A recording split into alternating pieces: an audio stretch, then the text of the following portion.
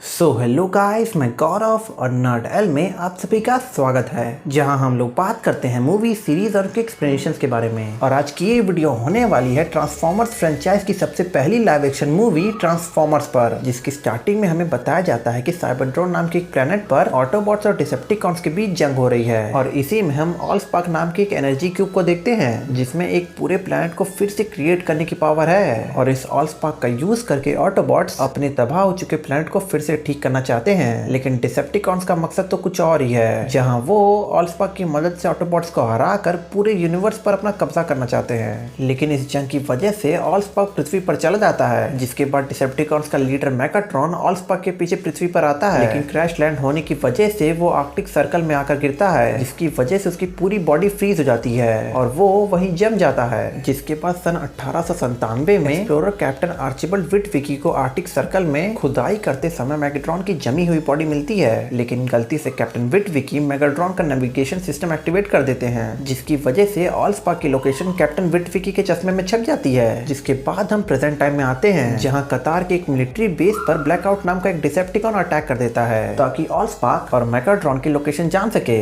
लेकिन इससे पहले कि वो उनकी लोकेशन ढूंढ पाता कि तभी कैप्टन विलियम लेनॉक्स और उनकी टीम उसे रोक देती है। पर इसमें पूरा बेस तबाह हो जाता है। जिसके बाद सीन शिफ्ट होता है और हम सैम विटविकी को देखते हैं, जो कैप्टन आर्चिबल्ड विटविकी का परपोता है। और अपनी नई गाड़ी खरीदने के लिए वो अपने डैड के साथ एक कार डीलर के पास जाता है, जहां उसे एक येलो कार पसंद आती है और वो उस कार को खरीद लेता है। लेकिन आगे जाके हमें पता चलता है कि वो येलो कार और कोई नहीं बल्कि बम्बल बी है। लेकिन सैम को इसका पता नहीं था। जिसके बाद अपनी कार में सैम अपनी क्रश मिकेला को इम्प्रेस करने की कोशिश करता है। और एक रात जब बम्बल बी सारे ऑटोबॉट्स को सिग्नल कर रहा था, तो पहली बार सैम को पता चलता है कि उसकी कार एक ट्रांसफॉर्मिंग रोबोट है। और ये देखकर सैम डर जाता है। लेकिन इसी के बाद सीन शिफ्ट होता है और हम फ्रेंजी नाम के एक डिसेप्टिकॉन को देखते हैं, जो एयरफोर्स 1 में छिपकर मिलिट्री का डेटा चुरा रहा था। लेकिन इससे पहले कि फ्रेंजी पूरा डेटा चुरा पाता, यूएस डिफेंस फोर्स के हैकर्स उसे रोक देते हैं। जिसके बाद फ्रेंजी एयरफोर्स 1 से उतरकर बैरिकेड नाम के एक डिसेप्टिकॉन के साथ सैम को ढूंढने निकल जाता है, क्योंकि सैम के परदादा कैप्टन विटविकी का चश्मा सैम के पास था और उसी चश्मे में ऑलस्पार्क की लोकेशन छपी हुई थी। लेकिन इधर जब सैम अपनी कार को फिर से देखता है, तो वो डर कर वहां से भाग जाता है, जहां उसकी मुलाकात मिकेला से होती है। लेकिन तभी सैम और मिकेला पर बैरिकेड अटैक करता है और सैम से कैप्टन विटविकी के चश्मों के बारे में पूछता है। लेकिन तभी वहां सैम की कार आती है और वो बम्बलबी में ट्रांसफॉर्म होकर बैरिकेड से लड़ने लगती है। और इधर फ्रेंजी सैम पर अटैक करता है, लेकिन मिकेला फ्रेंजी को एक कटर से काट के रख देती है। और इधर बम्बलबी बैरिकेड को मारने में कामयाब होता है और रेडियो के जरिए सैम और मिकेला से बात करता है। जिसके बाद सैम और मिकेला बम्बलबी के साथ निकल जाते हैं। और इधर कतार में स्कॉर्पोनॉक नाम का एक डिसेप्टिकॉन कैप्टन लेनॉक्स और उनकी टीम पर अटैक करता है और उनके एक मेंबर को मार देता है। लेकिन तभी कैप्टन लेनॉक्स एयरफोर्स को कॉल करते हैं और देखते देखते वहां 2 एयरक्राफ्ट आकर स्कॉर्पोनॉक पर मिसाइल से अटैक करते हैं, जिसकी वजह से स्कॉर्पोनॉक घायल हो जाता है और वहां से भाग जाता है। जिसके बाद सैम और मिकेला बम्बलबी के साथ एक जगह पर पहुंचते हैं, जहां वो 4 ऑटोबॉट्स को पृथ्वी की तरफ आता हुआ देखते हैं। जहां पृथ्वी पहुंचकर वो ऑटोबॉट्स अलग अलग कार्स और ट्रक्स को स्कैन करके उनमें ट्रांसफॉर्म हो जाते हैं। जिसके बाद सैम की मुलाकात ऑटोबॉट्स के लीडर ऑप्टिमस प्राइम और ऑटोबॉट जैस, आयरनहर्ड और रैचेट से होती है, जहां ऑप्टिमस सैम को अपने प्लैनेट साइबरट्रॉन की जंग और ऑलस्पार्क के बारे में बताते हैं। और फिर सैम से उसके परदादा के चश्मे मांगते हैं, जिसमें ऑलस्पार्क की लोकेशन छपी हुई थी, ताकि डिसेप्टिकॉन से पहले ऑलस्पार्क को ढूंढकर वो ऑलस्पार्क को तबाह कर सके। क्योंकि डिसेप्टिकॉन्स ऑलस्पार्क की मदद से पृथ्वी की हर एक टेक्नोलॉजी को जिंदा करके एक नई आर्मी बनाना चाहते हैं। जिसके बाद सैम मिकेला के साथ अपने घर पर जाता है और कैप्टन विटविकी का चश्मा ढूंढता है। लेकिन जब सैम को वो चश्मा मिल जाता है, तभी वहाँ सेक्टर 7 नाम की एक सीक्रेट ऑर्गेनाइजेशन से सेमर सिमंस और उनकी टीम आती है और सैम और उसकी फैमिली को पकड़ लेती है, क्योंकि सैम का कनेक्शन ऑटोबॉट्स के साथ था। जिसके बाद सैम और मिकेला को बचाने के लिए ऑटोबॉट सेक्टर 7 के सोल्जर्स पर अटैक करते हैं। लेकिन जब सैम और मिकेला ऑटोबॉट्स के साथ जा रहे थे, तभी वहाँ सेक्टर 7 की आर्मी अटैक करती है और सैम, मिकेला और बम्बलबी को पकड़ लेती है। लेकिन ऑप्टिमस और बचे हुए ऑटोबॉट्स को कैप्टन विटविकी का चश्मा मिल जाता है और वो सभी ऑलस्पार्क को ढूंढने निकल जाते हैं। और इधर सैम और मिकेला सेक्टर 7 के बेस स्टेशन होवर डैम पर पहुंचते हैं, जहां पर मेगाट्रॉन की जमी हुई बॉडी और ऑलस्पार्क था। जहां सिमन सभी को बताता है कि मेगाट्रॉन और ऑलस्पार्क को देखकर ही पृथ्वी की हर एक टेक्नोलॉजी बनाई गई है। लेकिन इधर सैम सिमंस को कन्विंस करता है कि वो उसे बम्बलबी के पास ले जाए, और साथ ही सिमंस को ये भी बताता है कि ऑटोबॉट्स और बम्बलबी अच्छे हैं और वो बस डिसेप्टिकॉन्स को रोकने के लिए पृथ्वी पर आए हैं। जिसके बाद सैम बम्बलबी के पास पहुंचता है और उसे ऑलस्पार्क के बारे में बताता है। जिसके बाद बम्बलबी उस बड़े से ऑलस्पार्क क्यूब को छोटा करके सैम को दे देता है और उससे ऑलस्पार्क को प्रोटेक्ट करने के लिए कहता है। लेकिन तभी होवर्ड डैम पर स्टारस्क्रीम नाम का एक डिसेप्टिकॉन अटैक करता है और मेगाट्रॉन की जमी हुई बॉडी को छुड़ा लेता है। जिसके बाद मेगाट्रॉन अपने डिसेप्टिकॉन आर्मी के साथ ऑलस्पार्क क्यूब को ढूंढने जाता है, जहां उसका सामना ऑप्टिमस और ऑटोबॉट से होता है। जिसके बाद सिटी में ऑटोबॉट्स और ह्यूमंस मिलकर डिसेप्टिकॉन से लड़ने लगते हैं और देखते देखते 3 डिसेप्टिकॉन्स मारे जाते हैं। जिसके बाद मेगाट्रॉन सैम से ऑलस्पार्क लेने जाता है, लेकिन इसी में जैज मारा जाता है। और जब मेगाट्रॉन सैम को ऑलस्पार्क के लिए मारने वाला था